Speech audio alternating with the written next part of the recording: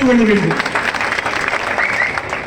என் அன்பிற்குரிய சகோதர சகோதரிகளை, திமுகவிற்கு ஏன் வாக்களிக்க கூடாது என்பதற்கு நான் ஒரு 3 விஷயம் மட்டும் சொல்றேன்.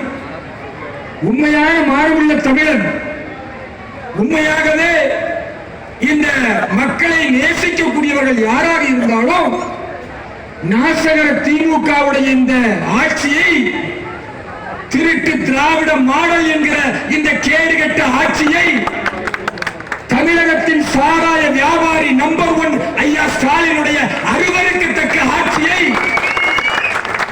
ஆன்மீகத்தை அழிக்க நினைக்கும் கடவுள் மறுப்பு காட்டு மிராண்டி உதயநிதி போன்றவர்களை ஓட ஓட விரட்டுவதற்கு இந்த ராதாபுரம் தொகுதி முதல் வெற்றியை தேசிய ஜனநாயக கூட்டணியில் சுவைக்க வேண்டும். இங்க நிறைய தாய்மார்கள் வந்திருக்கிறீங்க. ஐயா ஸ்டாலின் அடிக்கடி பேசுறார். என்ன பேசுறாரு தெரியுமா? நான் 8000 ரூபாய்க்கு கூப்பன் தருகிறேன் என்று சொன்ன உடனேயே பெண்கள் எல்லாம் பேசிக் கொள்கிறார்கள்.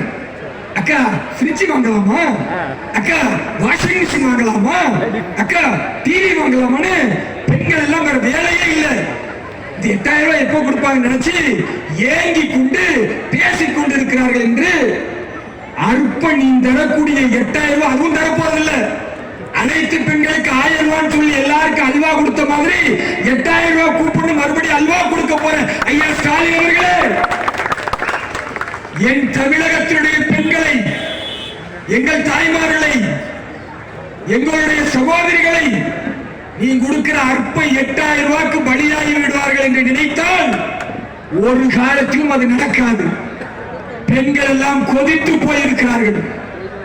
இந்த பாரதத்தில் எங்கும் இல்லாத அளவிற்கு சட்டம் ஒழுங்கு சீரழிந்து அவமானப்படக்கூடிய ஒரு ஆட்சியை திரு ஸ்டாலின் அவர்களை நீங்கள் நடத்தியிருக்கிறீர்கள்.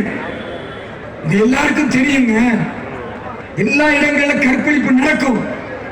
ஆனா தமிழ்நாட்டில் எந்த அளவுக்கு மோசமா போயிருச்சுனாங்க, 2.5 வயசு ஒரு பெண் குழந்தைங்க 2.5 வயசு பிள்ளைக்கு என்னங்க தெரியும்? நானும் ஒரு பொம்பளை பிள்ளைய பெற்ற தகப்பன்ற அந்த வேதனையோடு சொல்றேன். 2.5 வயசு பிள்ளைய ஒரு திமுக காரன் கற்பழிக்கிறீங்க. உன் மிருக எண்ணம், இந்த கற்பழித்தவனை நீங்க என்னங்க பண்ணினீங்க? யோசிச்சு பாருங்க. 7 வயசு குழந்தைங்க, 7 வயசு குழந்தைய கற்பழிக்கிறாங்க திமுக காரன். 17 வயசு பிள்ளை +2 பரீட்சை எழுத போயிட்டு மலஜலம் கழிக்க போனா அதை கற்பழிச்சு கொள்றாங்க. ஒரு பிள்ளைய கஷ்டப்பட்டு படிச்சு அண்ணா பல்கலைக்கழகத்தில் அனுப்பினா அந்த பெற்றோர்களுக்கு எவ்வளவு சந்தோஷம் இருக்கும். என் பிள்ளை கல்லூரியில படிக்குது அப்படின்னு. அந்த பொம்பளை பிள்ளைய ஒரு திமுக உதயநிதி கூட இருந்தவன் போய் இரவோடு இரவா கற்பழிக்கிறான் என்றால் பாவிகளா? பெண்களுக்கு பாதுகாப்பே இல்லை இந்த தமிழகத்துல. இதே நிலை புரட்சி தலைவி அம்மையார் ஜெயலலிதா அவர்கள் இருந்திருந்தால் பெண்களை தொட்டு அதோடு நீ கெட்ட உன்னை என்கவுண்டர் பண்ணி தூக்கி வீசுவதற்கு தயங்காத சிங்க பெண்மணி புரட்சி தலைவர். அந்த புரட்சி தலைவர் வெளிவந்த ஐயா எடப்பாடியார் ஒரு ட்ரீட்மெண்ட் கொடுத்தாரு. எவையெல்லாம் பொம்பளை தொடரானோ கைது செய்யப்பட்டு அவன் காவல் நிலையத்துக்கு உள்ள போனா அடுத்து நீதிமன்றத்தில் ஆஜராகும் பொழுது கையில மாவு கட்டு காலில் மாவு கட்டு அவன் கையையும் காலையும் உடைச்சு என் சகோதரிகளை தொட்டா எடப்பாடியார் ஆட்சி இப்பதான் இருக்கும் அப்படி காட்டியவர் புரட்சி தமிழன் எடப்பாடியார் அவர்கள். ஆனா இன்னைக்கு ஸ்டாலின் ஆட்சியில குழந்தைகள் இருந்து பெண்கள் இருந்து 75 வயசு கிழவியை கற்பழிக்கிறாங்க.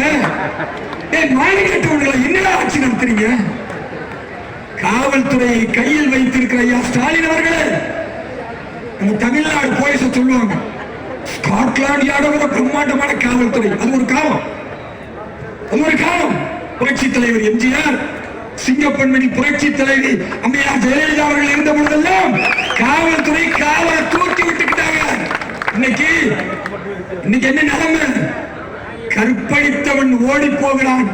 கண்டுபிடிப்பதற்கு திணறக்கூடிய அளவிற்கு தான் கம்ப்யூட்டர் கூட வைத்திருக்கிற இந்த காவல்துறை திணறுகிறது என்றால் இந்த பெண்களுடைய பாதுகாப்பு யார் கையில் இருக்கிறது?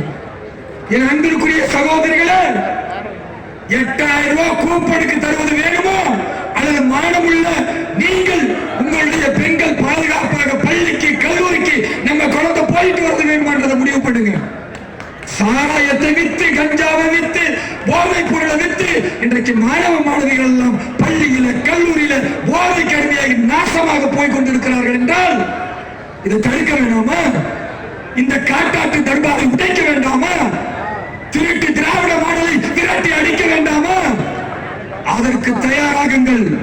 மே 23 என்பது வெறும் தேர்தல் மட்டுமல்ல, நீங்கள் வாக்களிக்கக்கூடியதில் உங்களுடைய மானம் இருக்கிறது, உங்களுடைய சுயமரியாதை இருக்கிறது, உங்களுடைய கண்ணியம் இருக்கிறது, உங்கள் பிள்ளையின் எதிர்காலம் இருக்கிறது. இது அத்தனையும் யோசித்துத்தான் நீங்கள் வாக்களிக்க வேண்டும். தாமரைக்கு வாக்களியுங்கள். தமிழகம் வெல்லும். மத்திய அரசோடு ஒன்றிணைந்து டபுள் இன்ஜின் சர்க்காரை அமைப்போம். இறுதியாக ஒன்றே ஒன்றை சொல்லிக் கொள்கிறேன்.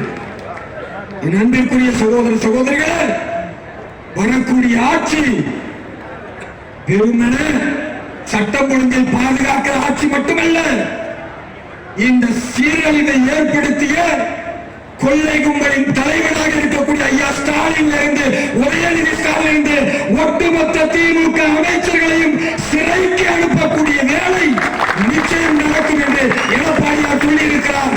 அந்த உறுதியை ஏற்று வாக்களிப்போம் தாமரைக்கு, திருப்பி அடிப்போம் திமுகவுக்கு என்று கூறி உறுதியோடு இருப்போம். நிச்சயம் வெல்வோம். எல்லா புகழ் நிறுவனங்களுக்கு